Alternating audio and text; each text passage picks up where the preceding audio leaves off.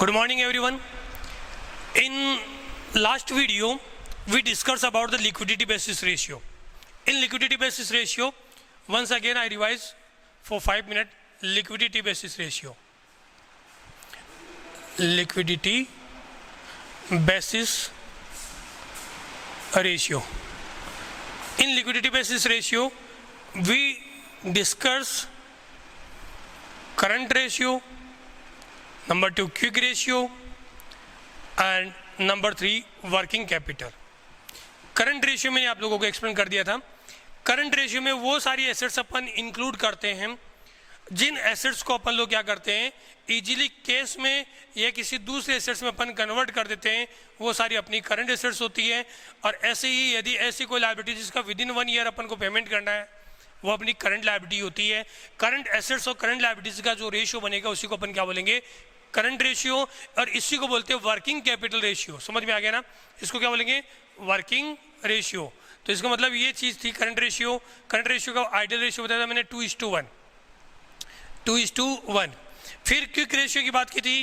Quick ratio में लिखा था क्विक एसेट्स या फिर liquid assets upon current liabilities. इसका जो आइडियल रेशियो होगा वो होगा 1:1.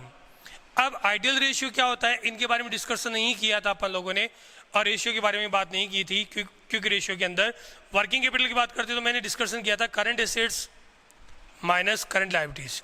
ये 3 फॉर्मूले फिर से एक बार अच्छे से समझिएगा. करंट रेशियो जो मैंने बताया, करंट रेशियो के अंदर अपन ने लिया था कि current assets upon current liabilities. सबसे पहले वो सारी एसेट्स की बात करेंगे जिनको अपन इजीली कैश में कन्वर्ट कर सकती है, या जो एसेट्स कन्वर्ट होती रहती है बिजनेस के अंदर, जो बिजनेस की वर्किंग साइकिल के अंदर इंक्लूड है, उनको अपन करंट एसेट्स बोलते हैं. जैसे सबसे पहले अपन क्या करेंगे, रॉ मटेरियल परचेज करेंगे. रॉ मटेरियल परचेज करने के बाद अपन क्या करेंगे, उसको वर्क इन प्रोग्रेस में लगाएंगे. गुड्स तैयार होगा, फिनिश गुड्स बोलेंगे. उसके बाद अपन जिनको ये गुड्स सेल करेंगे उनको डेटर्स बोलेंगे. डेटर्स को बोलने के बाद अपन लोग उनको क्या करेंगे, क्रेडिटर्स से जो रॉ मटेरियल परचेज किया उनको पेमेंट करेंगे. कैश आएगा, बैंक बैलेंस इंक्रीज होगा. इन सबको अपन लोगों ने करंट एसेट्स में इंक्लूड किया. तो करंट एसेट्स में क्या क्या इंक्लूड किया, number 1 cash in hand, number 2 cash at bank, number 3 stock, number 4 debtors, number 5 bills receivable, prepaid expenses and accrued income. इन सारी चीज़ों के बारे में अपन ने बात की. Short term investment, short term investment होगा तो वो किस में आएगा, मार्केटेबल सिक्योरिटीज में आएगा. और मार्केटेबल सिक्योरिटीज अपनी क्या होती है, करंट एसेट्स का ही पार्ट होती है. ये सारी करंट एसेट्स की बात हुई थी कल. करंट लायबिलिटीज में वो सारी लायबिलिटी जिसका with in 1 year upon payment करते हैं, जिसमें क्रेडिटर्स, बिल्स पेबल, क्रेडिटर्स और बीपी को अपन ट्रेड पेबल भी बोलते हैं साथ में. क्रेडिटर्स देखो, एक तो होता है ट्रेड रिसीवेबल, और एक होता है ट्रेड पेबल. ट्रेड रिसीवेबल में अपन इंक्लूड करते हैं debtor and BR, bills receivable and debtors. Trade payable में इंक्लूड करेंगे creditors and BP. Creditors and BP को अपन ट्रेड पेबल में इंक्लूड करेंगे. तो ट्रेड रिसीवेबल की बात हुई, ट्रेड पेबल की बात हुई. अब ये ट्रेड रिसीवेबल किस में आता है, करंट एसेट्स में. ट्रेड पेबल किस में आएगा, करंट लायबिलिटीज के अंदर.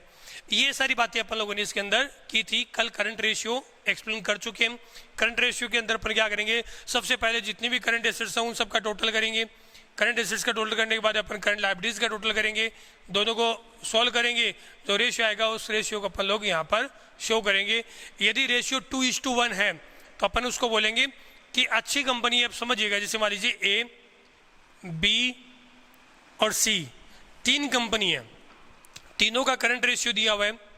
ए का तो दिया हुआ है 1:1, बी का दिया हुआ है 2:1 और सी का दिया हुआ 3:1. अब इन तीनों कंपनियों में पूछ लिया जाए कि तीनों कंपनियों में से सबसे बढ़िया पोजीशन किसकी है according to liquidity basis current ratio. Current ratio के अकॉर्डिंग 1:1. मतलब क्या हुआ कि फॉर्मूला क्या होता है करंट रेशियो का, current assets upon current liabilities. Current liabilities के अंदर वो लायबिलिटी जिनका विद इन 1 ईयर पेमेंट करना है. अब मान लीजिएगा कि अपन को पेमेंट करना है. पेमेंट करने के लिए क्रेडिटर्स अपने पास में पैसा लेने के लिए आया कि भगवान पैसा दीजिए हमारा. अपन ने कहा ठीक है देते हैं. और अपने पास में जो एसेट्स है वो भी उतनी ही है. जिसको अपन कैश में कन्वर्ट कर सकते हैं, जो अपने पास में जितने रुपए की अपनी लायबिलिटी है। क्या इमीडिएटली सारी की सारी एसेट्स को अपन कन्वर्ट कर सकते हैं? कैश है जिसके थ्रू अपन पेमेंट कर सकते हैं, बैंक के थ्रू भी कर सकते हैं और मार्केटेबल सिक्योरिटी के थ्रू भी कर सकते हैं। लेकिन क्या अपन लोग प्रीपेड एक्सपेंसेस, करंट एसेट्स होता है, अपन लोगों ने किसी को एडवांस पेमेंट कर दिया, जैसे रेंट का एडवांस पेमेंट कर दिया, अब कोई बंदा पेमेंट लेने के लिए आ गया, क्या उससे अपन एडवांस पेमेंट वापस ले सकते हैं? नहीं मिलेगा। तो इसका मतलब प्रीपेड एक्सपेंसेस कभी भी वापस कैश में कन्वर्ट इजीली नहीं होता, उसको अपन इसके अंदर इंक्लूड नहीं कर सकते। जैसे अपन लोग बात करते हैं प्रीपेड एक्सपेंसेस, वैसे ही अपन बात करते हैं स्टॉक। क्या स्टॉक अपन इमीडिएटली सेल कर सकते हैं? क्या स्टॉक भी सेल नहीं होता। तो क्या इन दोनों का रेशियो 1:1 बराबर है? तो ये क्या सही हुआ? क्या बंदा पेमेंट मांगने के लिए आ गया 1 रुपया और अपनी इंक्लूड है प्रीपेड एक्सपेंसेस, स्टॉक, इन सबको मिला के 1 रुपया है, क्या अपन इमीडिएटली पैसे में कन्वर्ट करके उसको पेमेंट कर सकते हैं? नहीं कर सकते। इसका मतलब अपनी जो सॉल्वेंसी पोजीशन है, सॉल्वेंसी का मतलब पेबल कैपेसिटी उतनी अच्छी नहीं है, इसलिए अपन लोगों को लायबिलिटी से जस्ट डबल रखना चाहिए अपनी एसेट्स को, तो ये कंपनी गलत मानी जाएगी। यहाँ पर लायबिलिटी अपनी कितनी, पेमेंट लेने के लिए 1 रुपया आ सकता है बंदा, क्योंकि लायबिलिटी 1 रुपया है, और अपने पास में जो एसेट्स है वो कितनी है? 2 रुपये है, क्योंकि रेशियो क्या है? 2:1 का। करंट एसेट्स कितनी है? 2 रुपीज़, और करंट लायबिलिटीज कितनी है? 1 रुपीज़। यहाँ पर अपन इजीली क्या कर सकते हैं?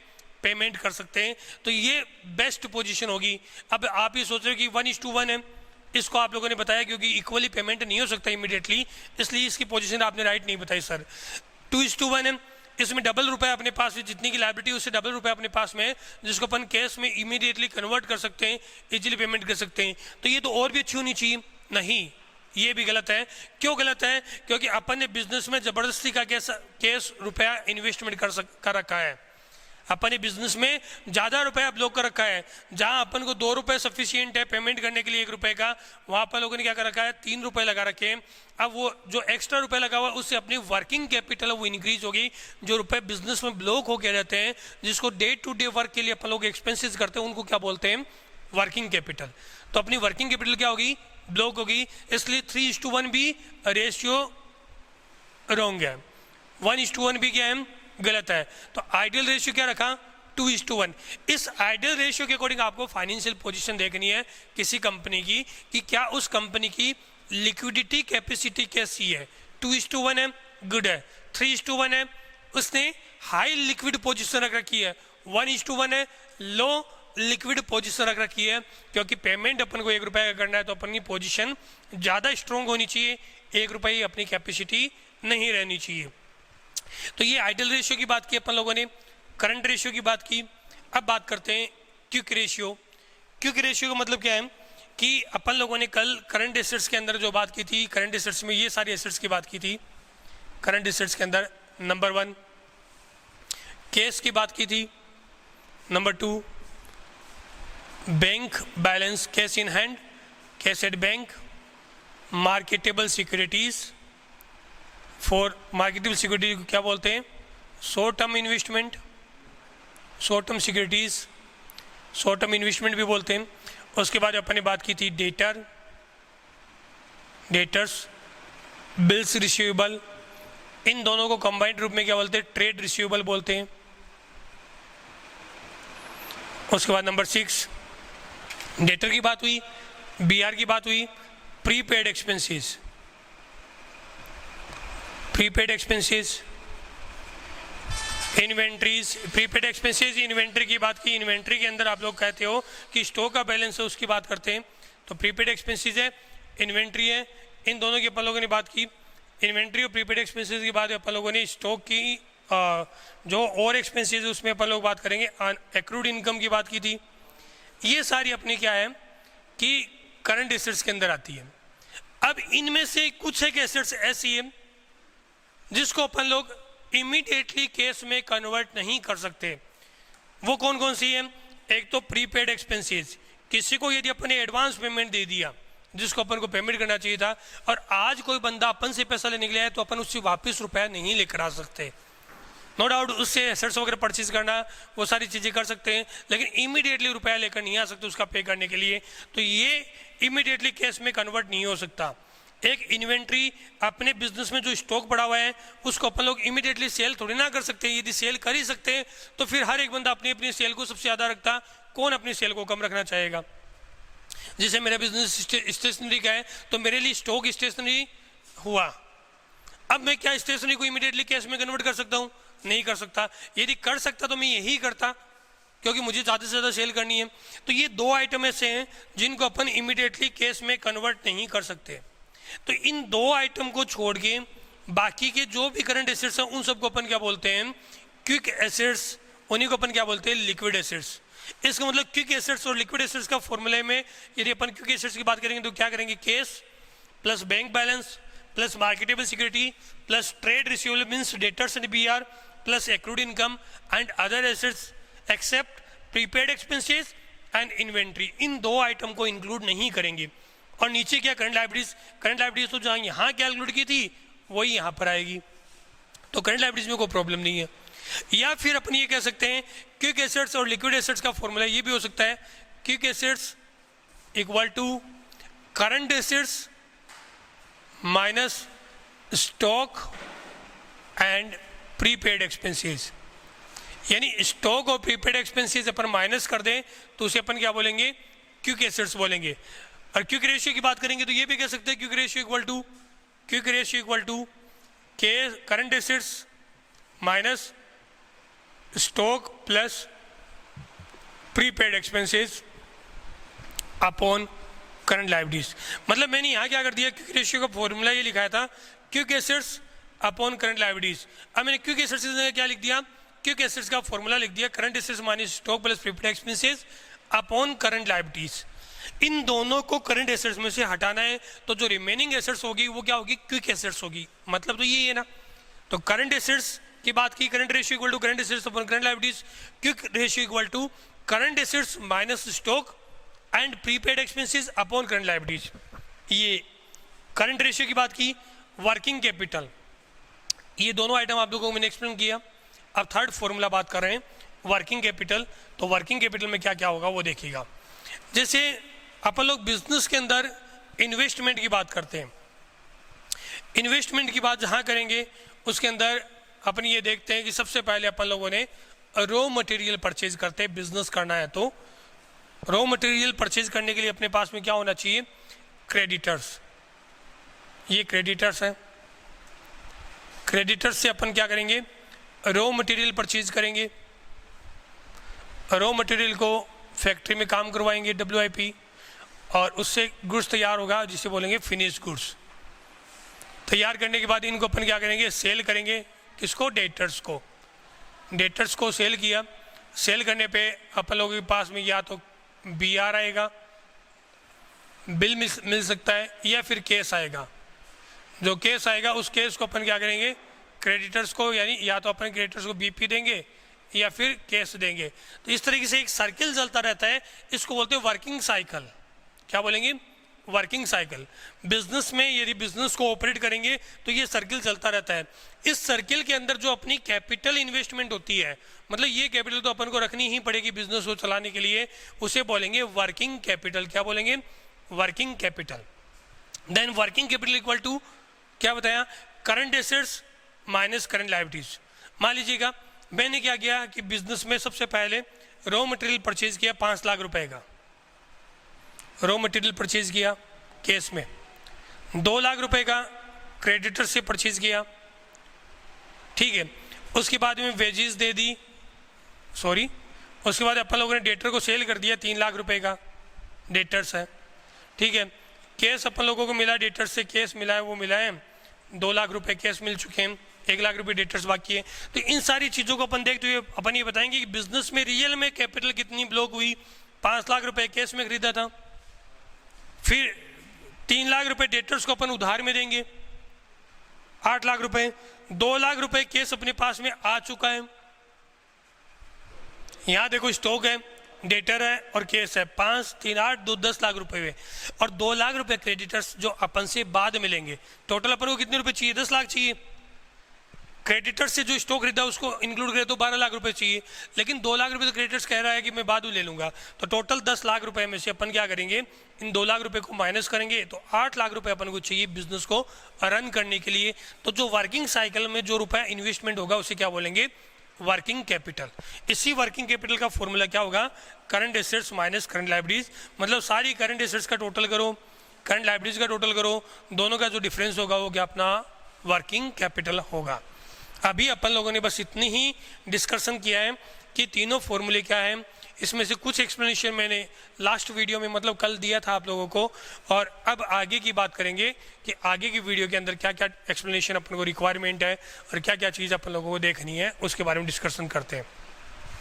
तो सबसे पहले एक क्वेश्चन सोल्व करते हैं, उस क्वेश्चन के थ्रू आप लोगों को एक्सप्लेन करता हूँ। क्वेश्चन में दिया हुआ है कैलकुलेट, इस हाफ बोर्ड को ही अपन कन्वर्ट करेंगे। अब देखिएगा, इतना ही बोर्ड लेते हैं ताकि आप लोग अच्छे से समझ सको डिटेल, हाफ बोर्ड ही कवर करिए सर। देखिएगा, नंबर 1 है क्वेश्चन नंबर 1, इसमें लिखा कैलकुलेट करंट रेशियो, बस इतनी ही डिटेल दी हुई है क्वेश्चन में। करंट रेशियो कैलकुलेट करना है, और करंट रेशियो के बाद में आप लोगों को ये डिटेल दी हुई कि करंट रेशियो के लिए आप लोगों के पास डिटेल क्या क्या अवेलेबल है, ये डिटेल की बात हुई। सबसे पहले अपन लिखते हैं करंट रेशियो, करंट रेशियो का जो फॉर्मूला होता है वो क्या होता है, करंट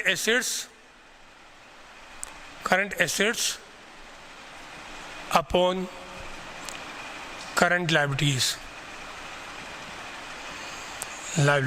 ये इसका करंट रेशियो का फॉर्मूला होता है।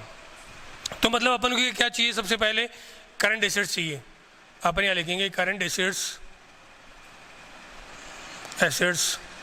इक्वल टू, अब आप लोगों ने वो टेबल जो मैंने कल लिखवाई थी वो यदि लर्न कर रखिए तो आपको समझ में आएगा, या फिर जो मीनिंग बताया था आप लोगों को, मीनिंग क्या बताया था कि वो सारी एसेट्स जिसको अपन विद इन 1 ईयर दूसरी एसेट्स में कन्वर्ट करते हैं या कैश में कन्वर्ट करते हैं, वो करंट एसेट्स है।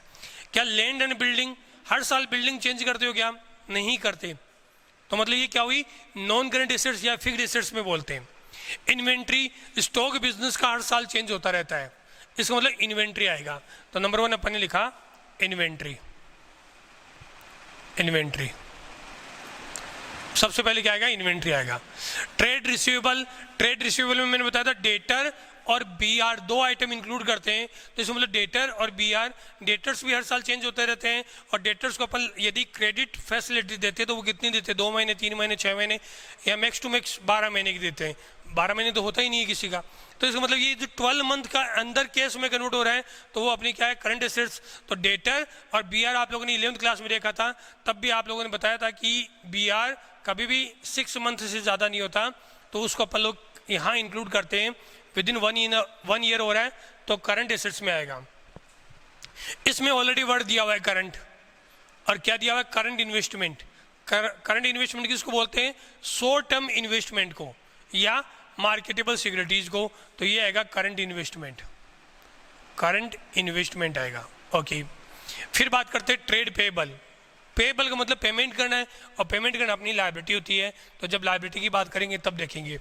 फिर लॉन्ग टर्म बोरोइंग लायबिलिटी है, शॉर्ट टर्म बोरोइंग लायबिलिटी है, provision protection outstanding expenses, cash and cash equivalent. Cash क्या है, इजीली दूसरे एसेट्स में कन्वर्ट हो सकता है, इसका मतलब ये भी क्या है, करंट एसेट्स है, इसमें आएगा कैश एंड कैश इक्विवेलेंट, ये आएगा। वैल्यू लिखता हूँ, सबसे पहले इन्वेंट्री ली है, इन्वेंट्री की वैल्यू है 70,000 प्लस ट्रेड रिसीवेबल लिया है, ट्रेड रिसीवेबल की वैल्यू कितनी दी हुई है, 90,000।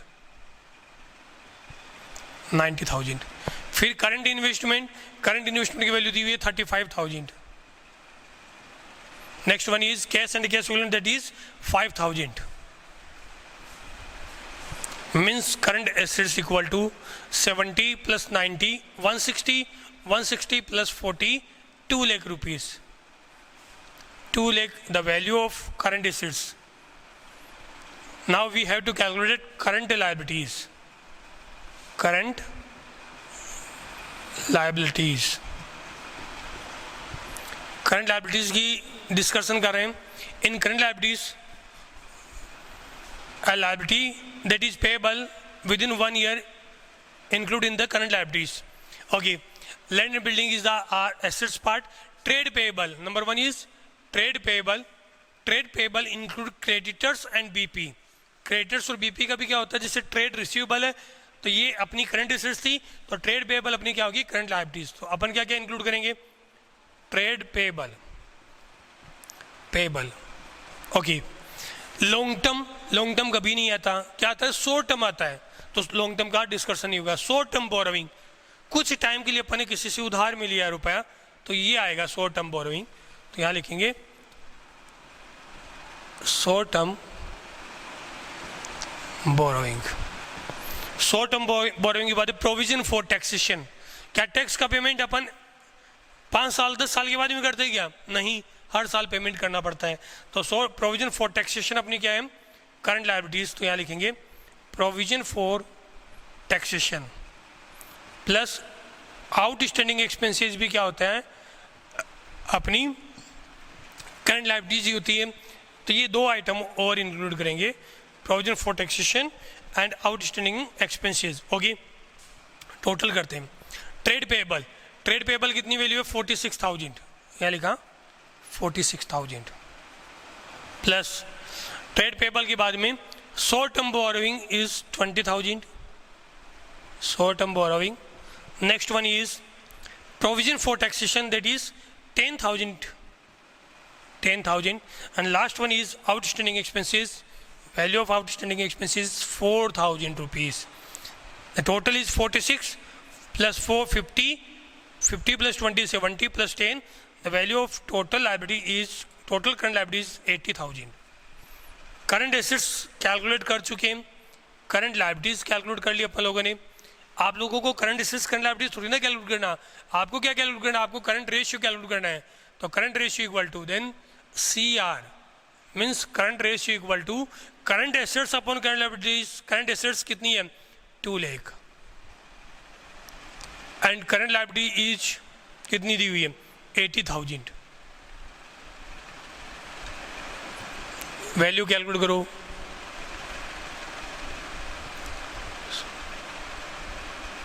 2.5, 8 1 जा 8, 8 2.5 जा 20, 2.5 मतलब रेशियो क्या बना, 2.5:1।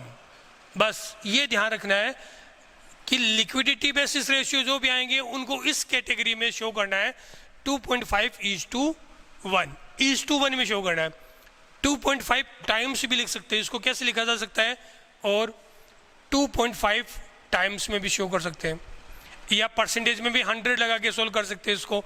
तो ये जो तरीका है इसमें अपन लोगों को क्या दिखाना है, 1:1 में दिखाना है। सबका अलग अलग पैटर्न होगा, जिस पैटर्न में आंसर की में दिया हुआ आता है उसी पैटर्न का बता रहा हूँ, तो आपको 1:1 में शो करना है। Question complete.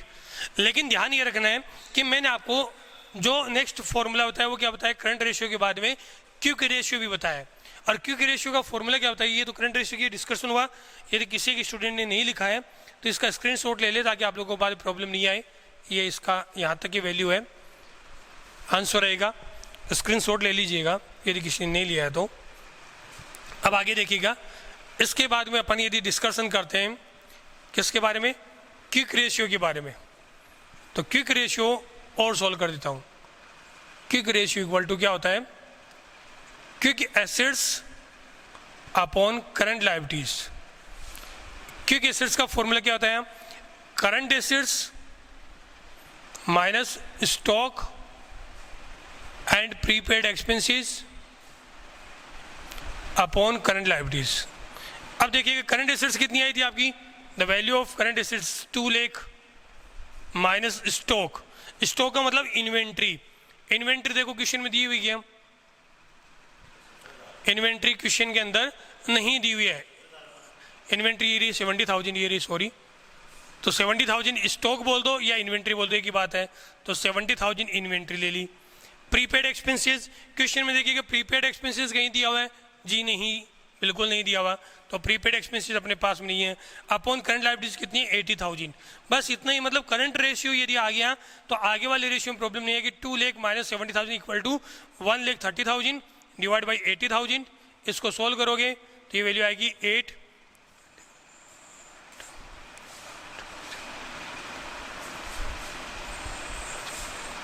1.4:1। ये क्या आ गया अपना, क्विक रेशियो आ गया। तो क्विक रेशियो का फॉर्मूला क्या होता है, current assets minus stock prepaid expenses, जो डिटेल दी हुई वो अप्लाई करो और उसके बाद सॉल्व करो, सिंपल सा रहेगा। और थर्ड नंबर पे है वो है working capital. Working capital equal to क्या होता है, current assets minus current liabilities. इसका मतलब वर्किंग कैपिटल कितनी आएगी, 120, बस सिंपल है। वर्किंग कैपिटल में आपको प्रॉब्लम नहीं आएगी, आपको जो कैलकुलेट करना है वो करना है करंट रेशियो। तो सबसे इंपॉर्टेंट ये रहेगा करंट रेशियो। अभी आप लोगों को एनालिसिस करना नहीं बताया, कैलकुलेट करना सिखा रहे हैं, एनालिसिस बाद भी सिखाएंगे। जितना सिंपल दिख रहा है उतना सिंपल नहीं रहेगा चैप्टर, आगे जाते जाते धीरे धीरे टफ होगा। मैं बिल्कुल एकदम जीरो लेवल से आप लोगों को पढ़ा रहा हूँ, जो आप लोग इजीली लर्न कर सकते हो। तो आप लोगों को करना क्या चाहिए कि जो पोर्शन मैंने बता दिया उस पोर्शन को आप लोगों को अच्छे से सोल्व करना चाहिए। असाइनमेंट आपको मिलेगा ही कंटिन्यू। तो जैसे ये क्वेश्चन मैंने कंप्लीट कर दिया, किसी के पास मेरी बुक है तो उसको क्या करना चाहिए, बुक से करना चाहिए, एक इलिस्ट्रेशन सोल्व करना चाहिए। बुक नहीं है तो आपको असाइनमेंट के अंदर इलिस्ट्रेशन मिल रहे हैं, और या नहीं मिल रहे तो मिल जाएंगी, क्योंकि अभी चैप्टर स्टार्ट किया तो मिलेगा आपको। तो वो जो इलिस्ट्रेशन आप लोगों को मिल रहे हैं उन इलिस्ट्रेशन को आपको सोल्व करना चाहिए साथ साथ में, और इलिस्ट्रेशन के अकॉर्डिंग आपको देखना चाहिए कि कौन कौन सा वैल्यू आ सकता है या नहीं आ सकता। नेक्स्ट डे जैसे आप लोग सॉल्व करते हो, असाइनमेंट सबमिट कीजिए, इमीडिएटली आपको आंसर भी मिलेगा। तो आंसर में आप चेक कर सकते हो कहीं मिस्टेक तो नहीं हुई। यदि आप लोगों ने ये वीडियो जैसे देख लिया है तो इस क्वेश्चन को दोबारा से आपको सॉल्व करके देखना चाहिए। यदि आप लोग नहीं कर पा रहे तो इसका मतलब आप लोगों ने लास्ट वाली वीडियो के अकॉर्डिंग करंट एसेट्स और करंट लायबिलिटीज की प्रैक्टिस नहीं की, तो वो प्रैक्टिस भी आपको करनी चाहिए। बस आज के लिए अपन लोग इतना ही पढ़ेंगे, बाकी नेक्स्ट वीडियो में नेक्स्ट क्लास में देखेंगे। Thank you, have a nice day बेटा।